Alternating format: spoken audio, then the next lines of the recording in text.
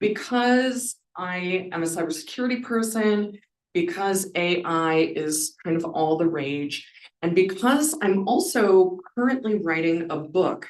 Thank you so much. I'm writing a book on cybersecurity and AI. It'll come out in the spring of next year, and there's two parts to the book. Oopsie. The first part of the book is how does AI help the people who are attacking our software? And then the second part of the book is how does AI help the cybersecurity professionals who are defending our software? I'm 2 minutes in. I've got 6 minutes to go. In 2025, we are going to end up doing the bulk of the work that the AI is supposed to do. Because in 2024, every board of directors, every human resources department said, how can we take the people that we pay to do stuff and replace some of that with machines? And in 2025, my prediction, which is an awesome talk to give because I don't have to be right, but I think I'm going to be right. 40%, Philip is like, where do these people get their statistics from? This came from nowhere. I really think that humans in 2025 are going to do 40% of the work that the AI is supposed to do for us. Now, there are important things that humans probably should do, like validate outputs. Just because AI is helping us to do something does not mean that we or the organizations that we work for are not still responsible and accountable for those outputs. I really love this one. I think that,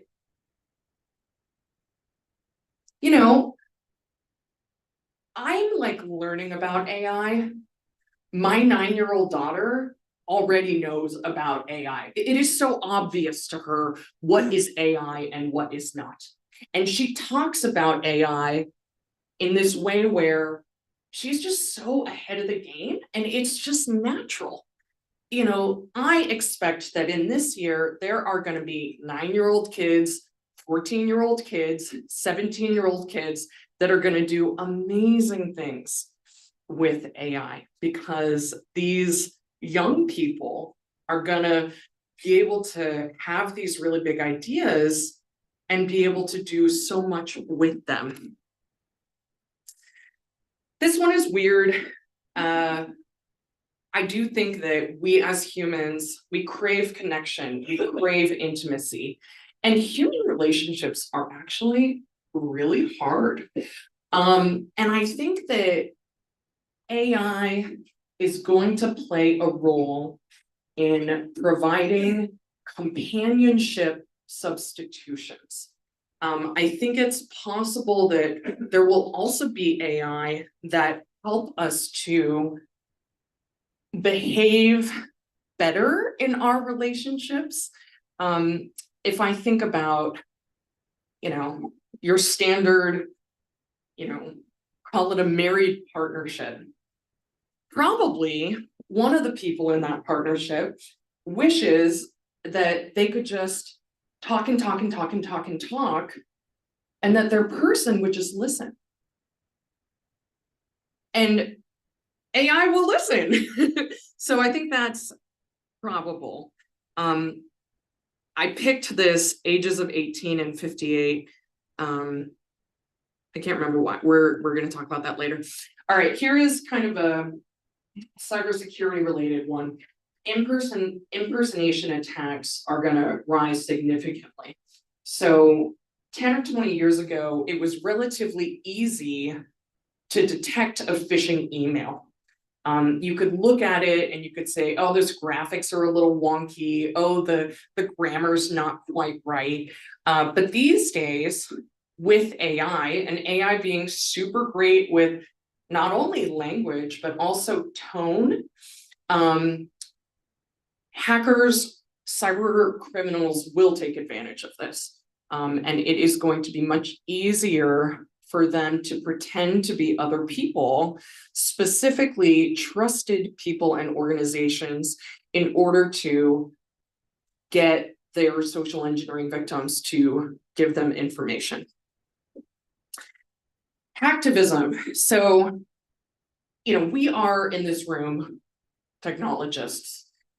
We understand things like when you ask Google a question, the information that you get back is not fact, it is not truth, it's just information that's out there on the internet. There are so many non-technologists who kind of don't get that. There are so many non-technologists who don't understand how search algorithms work, and AI is just the next level of that. I think that, again, we in this room as technologists, we get that when you ask ChatGPT a question, what it provides as an output is a probabilistic result of data and weightings and data sets and sources and bias. But there are going to be people who mistakenly believe that what the AI says is fact or truth. And that's just weird, and hacktivists can take advantage of that. LLMs, AI software, they are hackable in new and different ways from more traditional software. This, for sure, I think is actually definitely going to happen. It'll be interesting to see how often this happens. People, again, in this room, we're technologists. So, I'm not necessarily going to take a super private document and upload it to ChatGPT and ask it to summarize or respond or whatever, because maybe I don't want ChatGPT and wherever that stuff lives and having no security or privacy guarantees for my personal or sensitive or secret data to be out there. But again, tons of folks are going to decide that the value that they get out of sharing some type of information with ChatGPT or whatever system it is going to be worth them having given up that data. I'm over time, as Philip predicted. I do think that in 2025, there will be an AI leader, and this will be a really cool thing. An organization will get known for being an AI company that is excellent at transparency and explainability. And others will try to meet that same reputation. I'm gonna finish up, these are AI pictures, that's totally not actually me. Writing a book on cybersecurity and AI. If you're able to join me tomorrow morning, I'm doing a workshop. Would love to talk to you more about AI and cybersecurity. And if you're interested, I have this online course, and if you follow these steps, you can watch it for free. So just find me on LinkedIn, go to my featured posts. There is a featured post that's like, here's my course on AppSec and AI. And yeah, I'm delighted to be here. Thank you so much.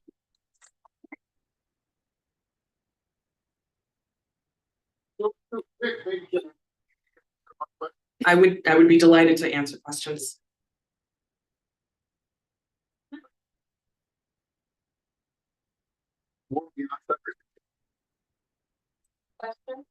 Sure. My workshop tomorrow is about, so there's different bits to it. I do want it to be interactive. I expect that the group tomorrow is going to be really diverse, which I'm really excited about. I think there's going to be like company executives there. I think there's going to be students there. Everyone's going to have a different perspective. And I am going to talk about some different ways that AI and LLM systems can be hacked. I'm also going to talk about some traditional cybersecurity controls and how I think they can and should be applied to AI. It'll be fun.